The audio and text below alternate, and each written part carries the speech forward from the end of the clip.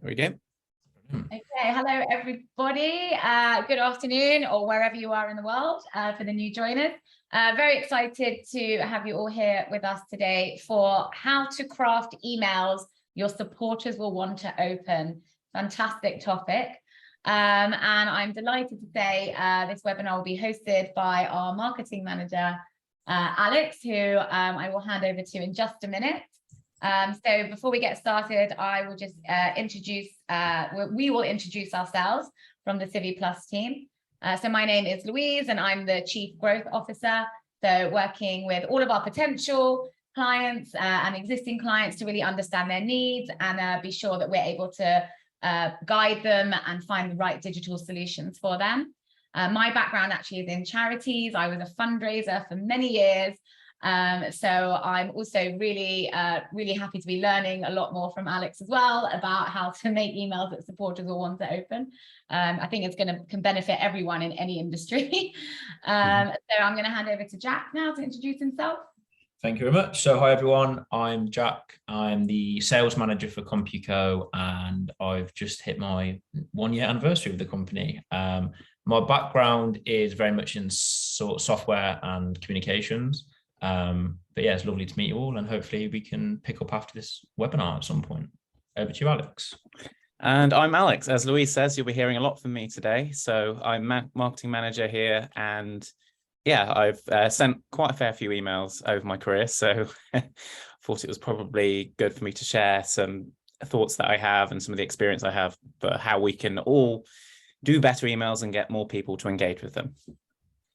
So yeah. There's an agenda there, and just before I start I thought I'd run just a quick poll to have a look at what database people are currently using. You know, no surprise for some of you that we have some stuff to do with CiviCRM, so as CiviPlus it's kind of an offshoot. We'll talk a bit more about that later, and also find out the kind of size of mailing list people are dealing with, because that's quite a significant differentiator in how you're going to be mailing. You know, if you're mailing 100 people, very different to 25,000 plus. Got a high Civi user rate again, Alex. Yeah, we always seem to get a good rate of Civi users, so always good to see. I've got Mirella using Salesforce. So are you using Pardo or Pardot for marketing, maybe? Okay, I think we just had someone join us, but I'll end the poll and share what's going on. And so yeah, lots of Civi users.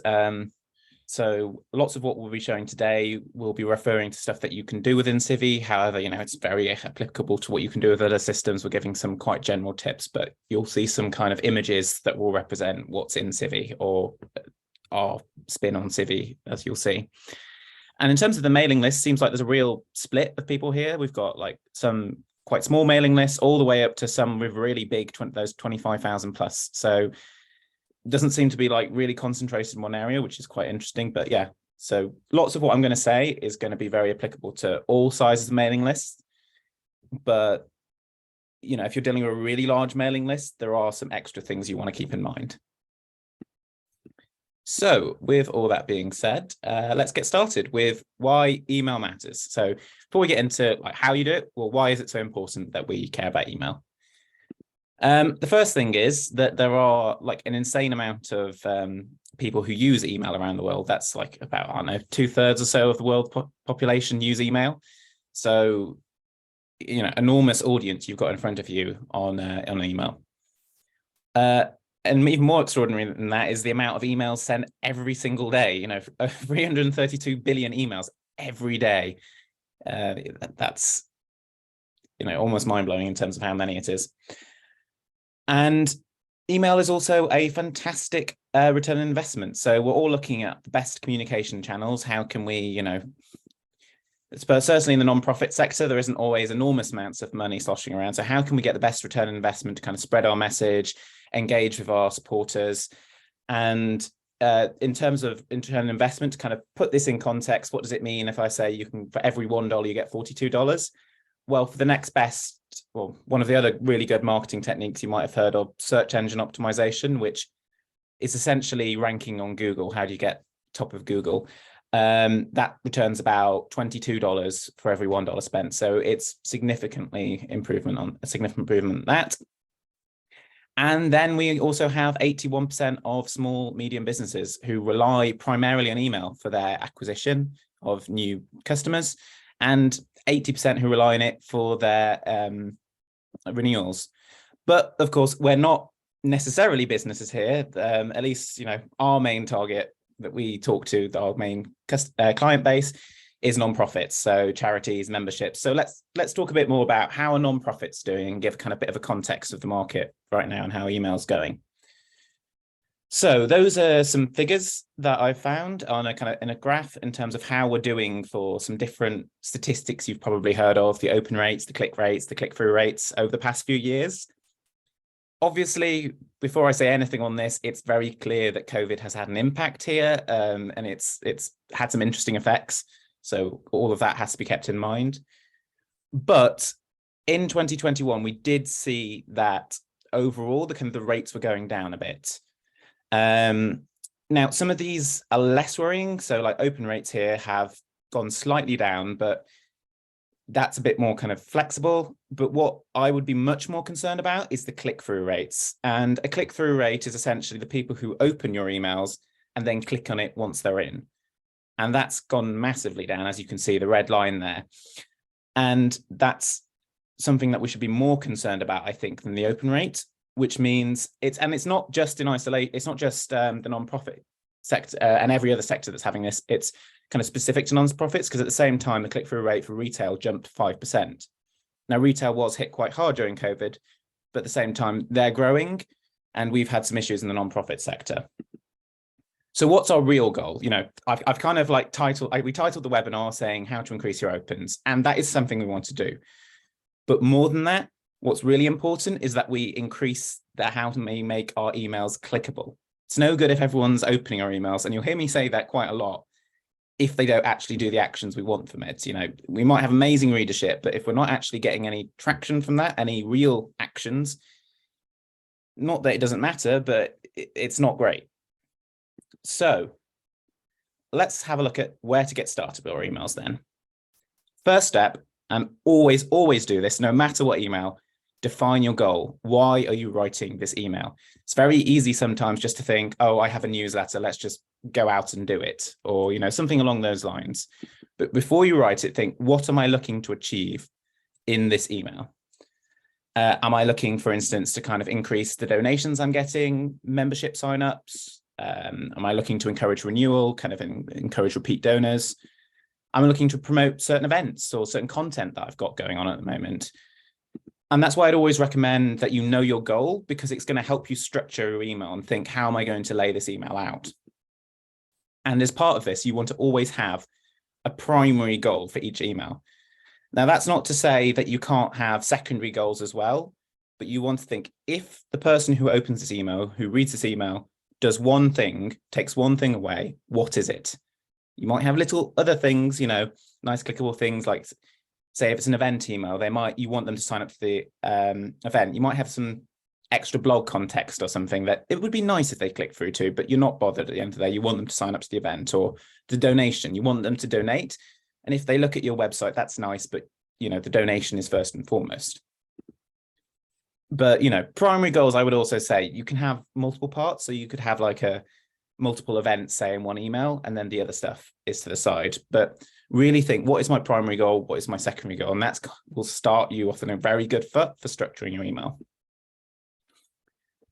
Once we've thought about how often we're going to, how we're going to actually succeed with our email, we're going to think about how often are we going to send these emails. Now, this depends on your email type, but let's say we're taking a newsletter or something that you might send more often because you want to be engaging with your supporters as much as you can. You want to be realistic about it, first and foremost. Don't be overly ambitious. If you can't maintain it, don't try it. So that's why I'd say consider it, and also consider it in the context of all of your comms. So don't just rush into all departments sending out lots of different emails at once. If you've got a big enough organization, think about how many emails is your supporter going to receive and put that in context. And if we have a look at how often customers, or I guess supporters here, would want promotional emails, you can see, I mean, the numbers might be a bit small for you there, but there's a good proportion who want to see things from you at least monthly, if not weekly. Some daily, although if you're going to start sending them daily, I'd be very cautious, because producing that amount of content, producing a daily email would be a lot of work. So don't do that unless you feel very confident and have someone dedicated to doing it. And that's why I'd say probably start monthly. It's often enough that people will see it, they'll remember it. And the important thing is you want to create an expectation that people are going to see emails from you. If you send it half yearly or less, people will be like, what's this? Why are they emailing me? They never email me. Maybe that's nice if they know you well enough, but if it becomes more regular and they see it from you, then they'll start engaging with it more. After we've thought about that a bit, and you do want to engage with that again after you thought about this, of course, you've got to think, who are you sending it to? Who is your audience? And this is just as important as your goals. So first question is, what do they already know? What do the people you're already sending it to already know? How familiar are they with you? So do they know who you are? If it's your members, if it's your existing donors, we can assume a certain level of knowledge. We can assume, well, they know what your organization's called. They probably know some basic stuff about your mission, but they probably don't know, or maybe they don't know all the in-depth stuff. But if that's your broader list, the people you're trying to bring in to support your organization who haven't before, they might not even know the very basics. So you need to keep that in mind when you're talking to them. And yeah, what do they know about your primary goal, as I've said? And what interests them? So if you're talking to your audience, what is it that would engage them? And this is where you really want to think about your audience as a whole. If you're talking about something that you think really interests you and doesn't interest them, it's not going to work. So really think about how you can phrase something in a way that interests them. And the best way to do this is by segmenting them. So segmentation is a big theme within email that some of you are probably aware of, and hopefully many of you already do. But if you don't, segmenting is a really important way to identify who your audience are and split them up sensibly. So this is all about targeting the right people with the right message. And just as a small point, I'll say that this is easier when all your data is in one place. If it's across multiple spreadsheets and you've got to kind of bring it all together, or you've got to download it from your email client and then put it into a spreadsheet and then upload it to your database, and it gets a bit messy. But the best way to segment and split up your data is to use criteria like demographics. So, their age, where they live, stuff like that, tags or interests. So maybe there's something that's specifically interested, certain type of project. And you can also split them by if they supported you in previous campaigns. And this way, you're kind of building a mental image, a kind of persona, if you like, of who you're working with and the people that you're going to be sending emails to. And you can start writing emails that really speak to them. And just as a small point, I found some figures saying that segmented users are 50% more likely to click. So if you're really starting to segment and focus on them, you're going to increase that magic click-through rate we've talked about. But goals and audience also determine the type of email that you might want to send. So I'm going to list some types of emails quickly. There's the personal email. We're all familiar with this, not dwelling too much in it. But just worth saying, if you're dealing with a very small group of people, it's sometimes worth using that personal touch, especially if you know them already. So, if you have a very important small group of VIP members or VIP donors, you might want to do something a bit more personalized. Newsletters, which we're probably all familiar with. These are bread and butter, just kind of content that you send out, and you want to keep people engaged with your organization. They're probably just a summary of all the different things you're doing right now. There are specific campaign emails. So these might be promoting a specific fundraising campaign, a specific membership drive you're doing. And these are also somewhat similar-ish to event emails where you're trying to promote a specific event. And so these have really clear focuses here. Your newsletter probably might have a focus in, but it's going to probably be a bit broader. These ones really want to keep kind of like laser focused. And yeah, there is more about events next week. We'll be talking about that webinar right at the end. There's automated emails, which you can send out, and you should be thinking about, so say like a membership sign-up confirmation, a donation form confirmation. You might want to have people do certain actions, maybe like sign up for a portal or visit a certain page after they've done something. So that's always worth thinking about. What can you put in these automated emails that connects people more? And nurturing emails. That's a whole massive topic, but essentially this is the kind of the journeys that you can create for your supporters, depending on how they interact with your emails. So that's an advanced email, but so we won't go too much into that right now. Just a quick point as well on GDPR, and data security in general, because anything talking about emails, we should probably just touch on this very quickly, but go to a full email webinar on it if you want to know more. Research the data laws in the territory you're emailing in first, ideally, so you have some idea what you're dealing with, because these can be quite serious. The fines that you get for breaching GDPR are enormous, as I'm sure some of you are aware of. Just a couple of quick tips on this without getting too into it. Be careful with personal emails, by which I mean Gmail, Outlook Live, all these kind of personal emails people have that aren't professional emails. If you start spamming them, then the regulators tend to get a lot more annoyed with you than if you're emailing business emails. So that's just something to keep in mind. And the other thing is always respect opt-out. So if someone says they don't want you to email them, make sure you don't email them. That is very important. You avoid difficulties, but more than that, and a theme we're going to be touching on again, you'll have a more engaged list. So why are we even trying to email people who get annoyed at us when we email them? Doesn't make sense. So yeah, that's just some basic things about where to start. So let's assume we've kind of got the basics now. We've thought about our purpose, the audience, how are we actually going to start building this email out? Well, the first thing is where are we actually building it? And of course, you can use a traditional email client. You could, if you wanted to, just build it in Gmail, build it in Outlook. To be honest, though, it's very limited. You can't bulk mail particularly well in there. Wouldn't necessarily recommend it for anything more than personal emails. You can use a HTML email builder. Some of you will be familiar with these. You can use them with templates. They are incredibly flexible, but they're not beginner friendly because you'll need someone who can actually code in HTML, or you'll need to have your HTML template ready, so you can't change it on the fly. So if you want to do something new or like a seasonal email, well, that's going to be a bit tricky for you to do. Another thing that you can have is a drag and drop email builder, which I would say is the easy to work with, and where honestly most people who are sending emails out, bulk emails, should be looking to go.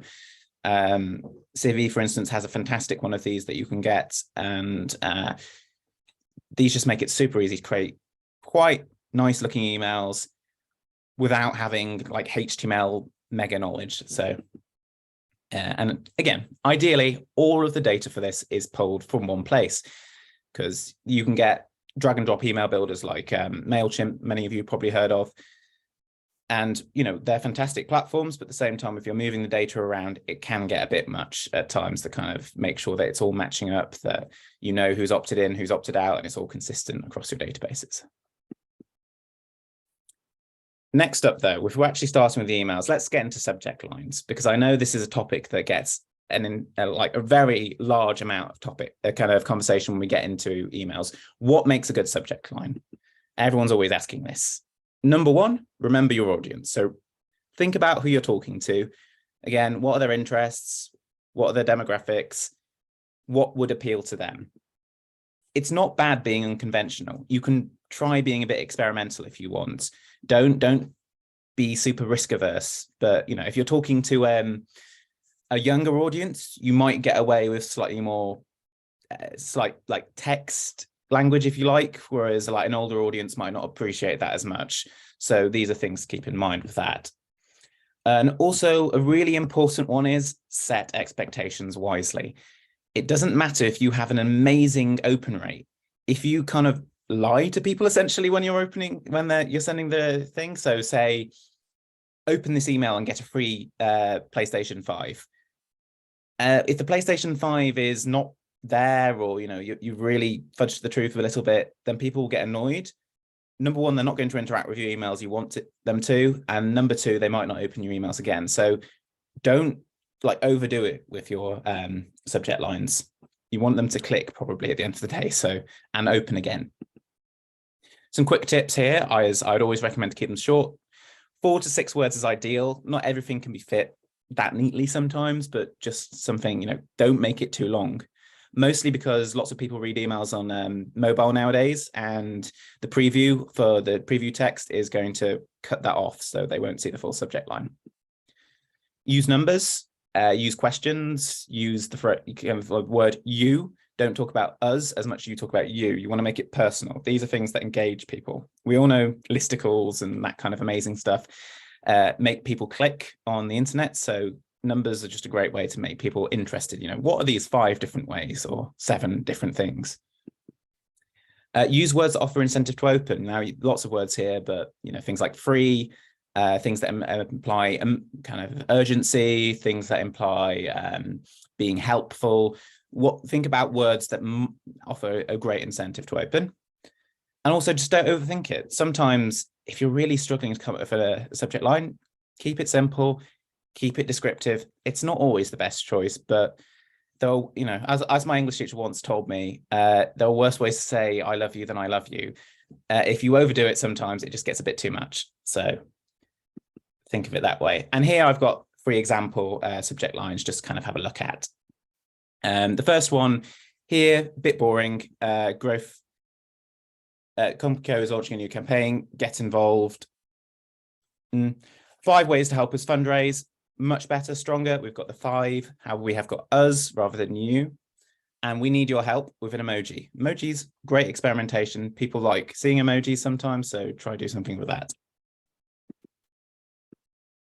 But just as important and often neglected is who the email's actually from. Name recognition affects open. So 68% of Americans decide if they're going to open an email or not based on who it's from. So you can actually change who things are from in a mailing system, including in Civi. So you might want to give another name to the sender. Maybe they don't recognize your name. Obviously, you've got to make sure it's a name you actually are recognized under, but who might they know best? For instance, maybe it's one of your team that they know well. And I've got 3 different examples here. If I send something, say, from CRM Corp Limited, well, that sounds really boring, and we might not know who those people are, so we might not open it. Or is it CiviPlus? Well, we've heard of CiviPlus, hopefully, if we're in this webinar, and we might be more likely to open that one. And if it's from Alex at CiviPlus, maybe you know me really well and you like me, and you're going to open it. So these are just different ways that you can go about from, which is just as important in some ways as the subject line. What about the actual structure of the email? Well, first point is get to the point quickly. Put it right at the top. Don't mess around. People have a short attention span. We all know this, especially in the internet. Put it right at the top so it's easy to engage with. And put your call to action, essentially the thing that you want people to click on or interact with, right at the top. Don't bury it in the middle. It will get lost. Your actual clicks will go down. Put it right at the top. Use strong imagery and make sure it's brand consistent as well. And also make sure that you're linking them. So people like clicking on images is something else that I found over the years, just looking at what people click on in the emails that I've sent. And yeah, people like clicking images. So make sure that they're also linked to whatever appropriate action you want to send people to. Also break up text blocks. So don't write really long blocks of text. No one likes that. Keep it short, keep it snappy, and that makes it easier to read. And sometimes less is more. If you overdo it, everyone gets bored.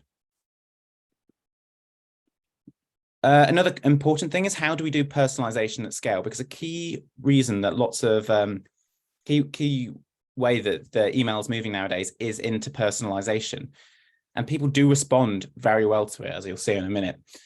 And the ways that we can do this within email is that you can use things like merge tags or tokens, which if you're not so familiar with, are basically, I can insert a field like contact first name, and it's automatically going to put someone's first name in the email. And if I'm sending, like, to some of you who have those lists of over 25,000, there's no way I can write out 25,000 first names. That's beyond impossible and would be ridiculous to even attempt. But if I put this in, every single person can get an email addressed to them, and that makes them, it makes people feel special when they hear their own name. Obviously try and get the name right, but otherwise, yeah. And you can do it for all sorts of different things. And segmentation, as we've already said, is a great way to really personalize the actual message you're getting across. And actually, even within subject lines, if you make it personalized, the subject line, you can get 50% higher opens. And if you put someone's name in it, you can get 20% more with names. So these are things to keep in mind. Personalization really works. People like to feel like they're special to the organizations they interact with. Yeah, and as I said, you just need a mailing tool. It's just impossible manually, and very undesirable, honestly. You're not going to get the return on investment there. So now we've talked a bit about how we craft these emails. That's great. We're kind of getting ready to send them, but what are we actually looking at in terms of success? How do we know if our emails worked or not? Which is a key part of all of this, because we can make the perfect email, but it might fail. How do we know it's failed? Well, we've got the standard email metrics. We've got opens, we've got clicks, and we've got click-throughs. And I've talked about each of these, all self-explanatory. Click-throughs, yeah, people who open and then click. Of course, you've also got unsubscribes, which is another thing that none of us like to see, but does happen. But more useful than this, I think sometimes, is looking at unique opens and unique clicks. So I could send an email and it could have 50 opens. However, we might have one person who's perhaps gone a bit overboard and opened that email 30 times. Now that's going to really mess with my statistics. So I'm more interested in unique opens, i.e. the amount of individual people who've opened that email, which could be a lot lower, but it's going to be more interesting. You know, maybe it's interesting to me to see that person's opened 30 times, but the unique opens or clicks is something you want to look at as well. And just to put this in context, because I know, benchmarks are always great for the industry. In terms of 2021, the average not-for-profit open rate was about 23.7%. The average click rate was about 2.9%. These are a lot lower because you have to remember these are the people who actually have to have opened it in the first place. So you expect that, which is why we have the click-through rate, which is 11.1%. And as I noted, this is also quite a bit down in the previous year. So that's something that we want to keep in mind. But what are we actually measuring? Do any of these rates actually matter? And should we focus too much on them? Well, I think first and foremost, think back to what your actual goals are and measure against them. Click rates, open rates, click-through rates, they're all nice indicators, but at the end of the day, they're not really your measure of success. If you have an 100% open rate and 100% click rate, you could still not have a successful email. Did you actually want clicks? Not every email was. And what did they click? If they all clicked on your social media links, but not on what you actually wanted them to, well, that's not great, is it? It's not really the success you were looking for. And so you can have a look within tools like Civi at what people are actually clicking on. Are they clicking on the first link? Are they clicking on the second link and the third link? And you can break that down and really engage with that. And more importantly, are your clicks actually converting? So I could have 100 people click through to my donation form, but I could have maybe 1 or 2 of them actually donate. And so in that rate, then that kind of like, when you look in that picture, the actual clicks aren't really the important bit. It's, are they actually converting? And I would want to see hopefully more than 2 out of 100 there. So that makes you think in a different way as well. And yeah, as I said, it opens and stuff are meaningless if your call to action isn't working. So always put that in context. People often get very obsessed with these, but really put it in the context of what your email is trying to achieve. Another good thing to think about is how engaged is your list? So everyone, frequently talks about these are the industry benchmarks, and I gave you the industry benchmarks, but at the end of the day, not every list is going to perform the same. I would expect to see members or donors lists perform different to your broader list, the people that are in your kind of broader audience who just signed up to your mailing list, or if you've got a very unengaged members or registered donors list, you're seeing low open rates, low click rates. I'd be a lot more concerned than if you're seeing low engagement from your broader lists who don't know you as well, kind of a bit more casual in their interest. And when you think about the benchmarks, you've really got to put that in context of this. This is like industry standard, if you like. It's not standard for your list. Your list is, each list you should treat differently. Not everyone will have the same success. And this is why, of course, you've got to go back to the goals at the end of the day. But how then, if these are the ways that we're going to think about success from now on, how do we go about optimizing? Because we've talked a bit about how we craft the email in the first place, but email's always a process of evolving. We've got to change with the times and make them perform even better, because this is what we're looking to do here. You've got to start from your baseline. So now we've really reevaluated how we think about success. think about what are your current outcomes and how they might vary across your different lists. For different projects, campaigns, maybe people are really interested in one of your projects, maybe they're less interested in another. Maybe one of your campaigns really connected and another didn't. And that's something to think about going forwards. Also, just for different types of emails, maybe your event, I often see that event-specific emails perform much better, say, than just a general newsletter. So that's something that you can take on board there and think, well, I have lower expectations for my newsletter, whereas I really want to see my event kind of sign-up ones do significantly better. Make sure you set achievable tailored goals based on this. We had those benchmarks before, and just to stress this again, if you've got a low engagement rate on your list right now, you're looking at, I don't know, 5% opens, which isn't great. If you try and say, I'm going to get that up to 23.4, I mean, maybe you'll manage it, but that's quite a big leap. If you set yourself, maybe I'm going to try and get this to 10%, you're probably looking at a more realistic target. And honestly, it's more motivating if you set yourself an achievable target and achievable. So focus, with all of this on the outcomes as well, not just the statistics. So don't just focus on those open rates. Think, what are my conversions going to be? I want to say from this email, I want to see 5-10 people sign up to my event, 5-10 people sign up for my membership. These are the things that you want to focus on, more probably than the actual opens. Because honestly, if you keep the same opens, but you get more people actually engaging with the content and more clicks and more conversions, that's fantastic. Honestly, the opens wouldn't matter at that point. So, and just the key part of this really is then you've got to be experimenting. You've got to be trying new things constantly. Don't try everything new at once, of course, but you want to be trying different things. And a key part of this, and something you might have heard of before in email, is A/B testing. What is this? Well, this is a key part of the experimentation where you can change one thing about your email. By which I mean you keep everything else the same, but you change just one thing and 2 different variations can go out. So you can have subject lines that change. So everyone gets the same email, but the subject line is different. So then you see, well, which one does engage more with my audience? Which one do they like better? You can change the from name. So maybe they'll interact better with Alex at CiviPlus rather than CiviPlus. You could also have a look and just do completely different emails. You could have the same subject line, the same from, but just have 2 completely different emails, maybe different layout, maybe slightly different content, see which one they like better. And these can tell you really useful things about your audience. Mailing systems let you do this, lots of them, including Civi, you can do some of this, and they let you send to just a sample of your audience. So they'll send to a small part of it. And then the winning out of the 2 will then be sent to everyone else in that list. And so this is a really useful thing as well. So you can test and experiment on the go. I will say this is much better for larger lists. So say you've got those 25,000, 10,000 plus lists. Clearly, if you're sending to a small part of your database, of your list there, it's going to be about, 500, 1,000 people.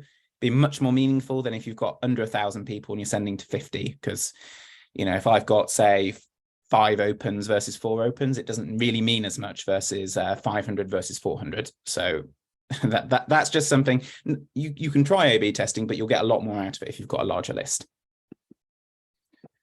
Another key thing often also gets talked about is when are you actually sending? So conventional wisdom, and if you look at this online will tell you the best time is Tuesday, 9 a.m. to 11 a.m., which is good. But is it really? Well, not necessarily. And some research will also show you that Saturday and Sunday are the best for this. And why is this? Well, fewer emails are sent then, because everyone goes online and reads, when should I send my emails? And the internet says, send it Tuesday, send it Wednesday, send it Monday, send it at these times. And if you actually look at a heat map, because you can find some of these, enormous amounts of emails are concentrated around these times. So it's much easier for your email to get lost in the crowd. If you send it at Saturday, Sunday, or perhaps some off-peak time, you're more likely to get through. The person's more likely to read it, within reason. There are reasons sometimes that people don't send it on those days, which you have to keep in mind as well. And this can be very unique to your organization. So if you're a business, then you probably do want to keep it Monday to Friday, honestly, because not many people are going to be reading emails at the weekend. Some people do, but less people will. If you're a charity, you're more kind of something more personal, something that people might open at the weekends, and actually the weekend could be a very viable time for you. And you might also think maybe they don't want to read the charity stuff during the work week either. Maybe they do want to read it in their own personal time. So especially if you're sending it to personal email. So there's lots to consider here. Really just don't rely on like conventional wisdom too much is what I'm saying. Really experiment a little bit with this. And it can be unique to your lists even. Perhaps you've got certain lists that work better at different times of day. You know, if you've got things like people's working hours, you know, how old they are. Young people and retired people are likely to be engaging with emails at different times. Are they parents? If you're sending out emails around pickup time or drop-off time, don't expect parents to be reading them. So these are just all things that you want to keep in mind when you're sending emails. Don't rely on conventional wisdom. Really try and engage with your audience and think about what they might actually do. And you'll learn this over time by just trying different time slots. And how do we boost engagement? We've talked about engagement a few times. This is a massive one. We can get people to kind of maybe open our emails even, but maybe they're not even opening them and certainly not clicking through them. Well, good ways to do. First of all, ask your supporters what they expect. What do they expect? You know, lots of people just don't even ask. They're kind of like, we're just going to send an email as an experiment and see how we're playing it. But you can ask them at events and you can ask them on social media. Do try and interact with your audience.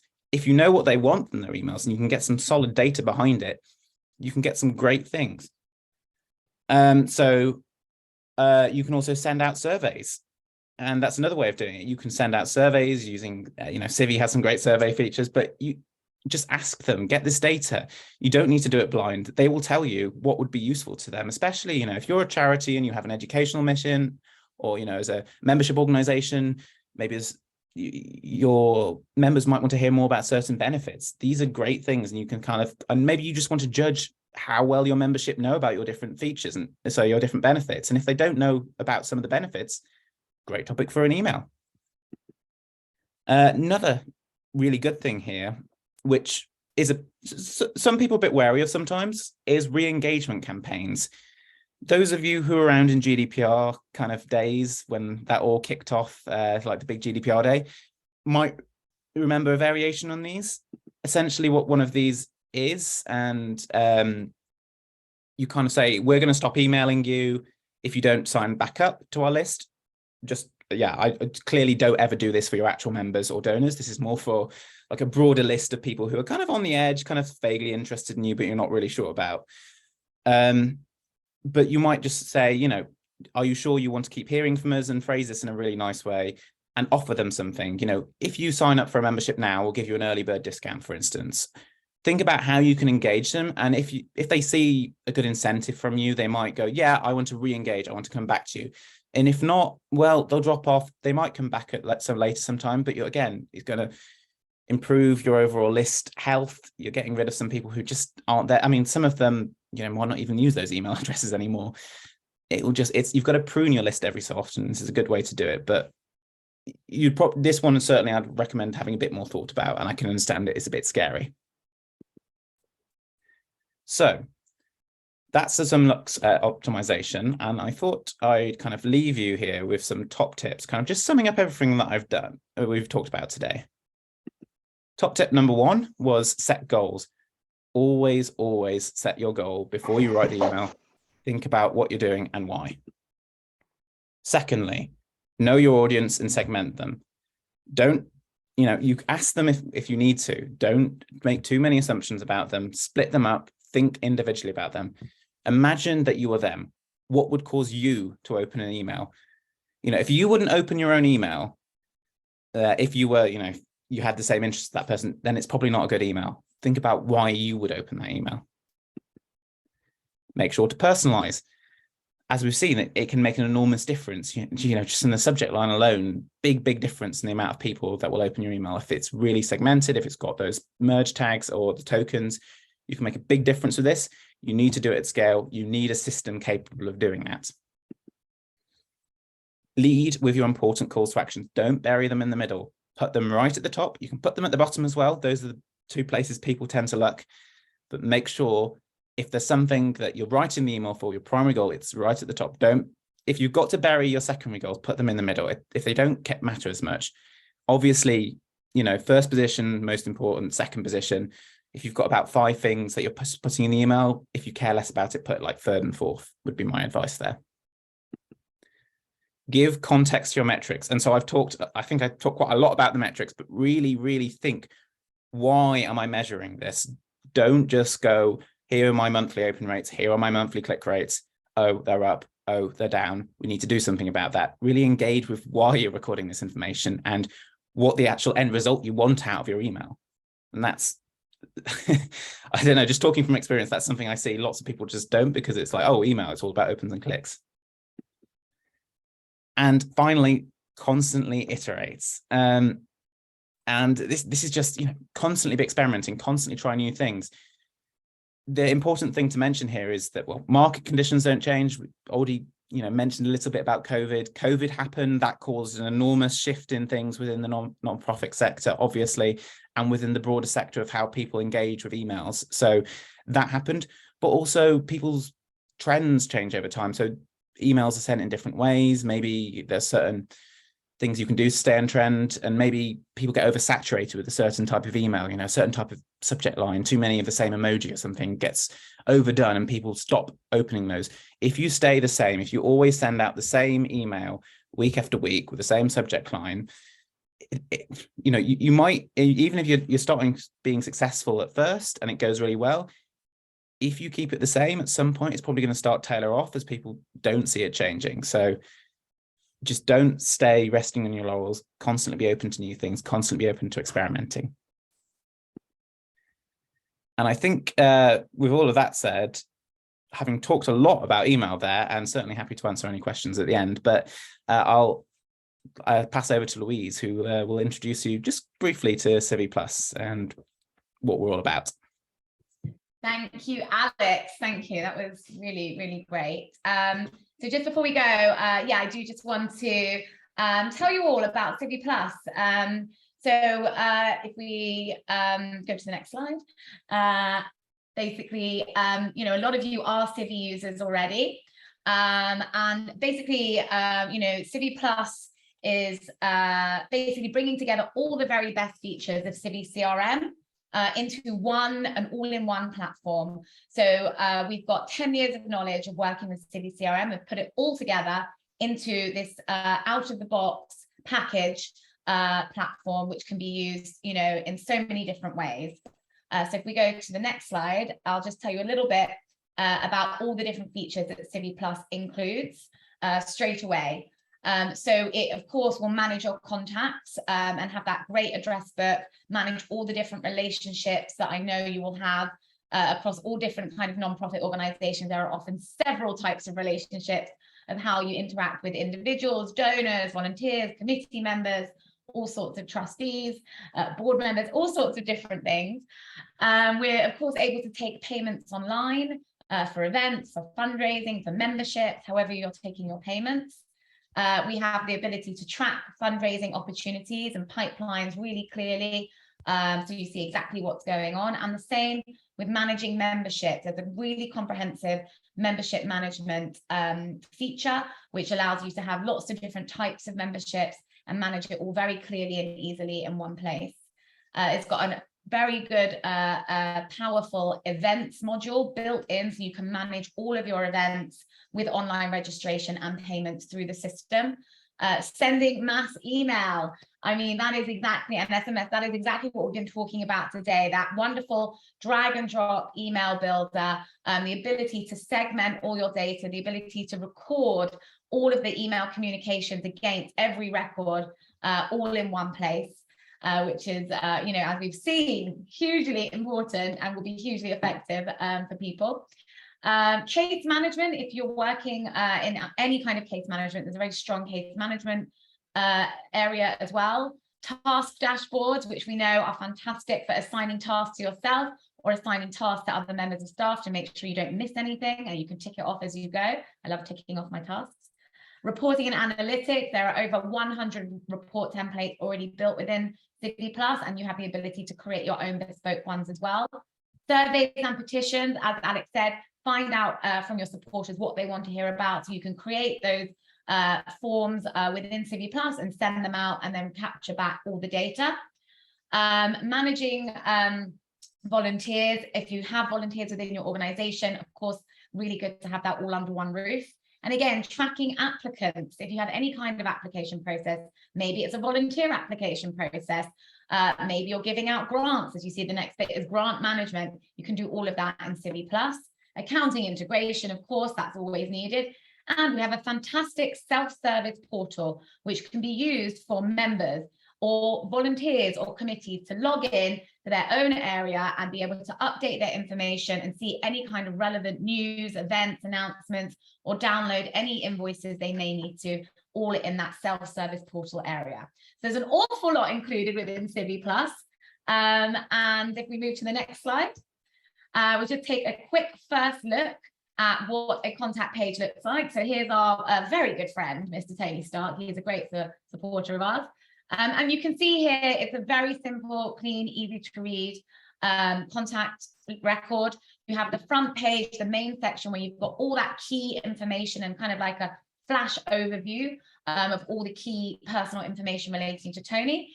And then down the left-hand side, you can see different tabs which relate to the different areas of the system and all the information recorded in those tabs. So contributions, memberships, events, you can see everything at a glance. There's one area, one single source of truth where everything is contained in that one record, and you can easily navigate throughout the system. So just wanted to give you a little sneak peek at that. And we're also having a little sneak peek at the mailing tool, the built-in mailing tool, which we talked about earlier, which is the Mosaic code for those of you who know. You can see here we've got the blocks on the left, and you can drag them in and edit them and create really sophisticated, smart looking emails. And then you are actually able to save these as templates, so you can use them again. Of course, though, changing up the subject line, changing up the imagery, but you can keep a basic brand structure very simply and add your brand colors and brand fonts into the system as well, so you make sure everything looks really good and consistent. So that's just a little bit of information about CiviPlus. Before we go, we're just going to tell you about the next webinars, which I know someone was already asking about earlier. So thank you. Events Made Easy, Automating Your Admin will be next week on Thursday, the 17th of November at the same time as today, 2 p.m. GMT. And the next webinar after that, why spreadsheets are holding you back. The future is CRM. Now, many of you here are already using CRM, so may not be as relevant for you, but I do think there was 1 or 2 people that clicked in the poll that they were on spreadsheets. So I would highly recommend you come and join us for that one. And then just before we leave, we would love to talk to you, and we'd love to give you a personalized demo of CiviPlus, and really, see if it could be useful for you, even for existing Civi users. I don't know what your setup is, but it may be that CiviPlus can give you, really powerful functionality, and it is available at an affordable cost. It is designed to be accessible to all sizes of organizations. So Jack and I would love to speak to you and, set up a personalized demo if that is of interest. We will be sending out a video recording of this webinar, so you can refer back to it at any time. So we'll be reaching out to you tomorrow. And if you did want to speak to us, we'd be delighted to book a meeting. And I think that is about it. So yes. Thanks everyone. And I'll hand back over to Alex to do the final wrap up. Yeah, well, I guess if anyone has any questions, ask them now. Or You got a lot of thanks, Alex. So take that. I mean, I'll take if I don't get any questions. Presumably, I explained enough. So I think we all learned a lot today. Yeah, and there's even more that could be said, but there's only so much you can fit in so quickly. So if anyone does want to have any comments or thoughts, not just questions, we'd be delighted to hear from you. Otherwise, you can stick around for a couple of minutes, and we're happy to want to jump off. That's fine. Yeah. Okay. Well, thank you very much, everyone. I'll stop the recording then, unless anyone has any immediate questions. I think we're good. Silence is bliss, Alex. Yes. Great. Thank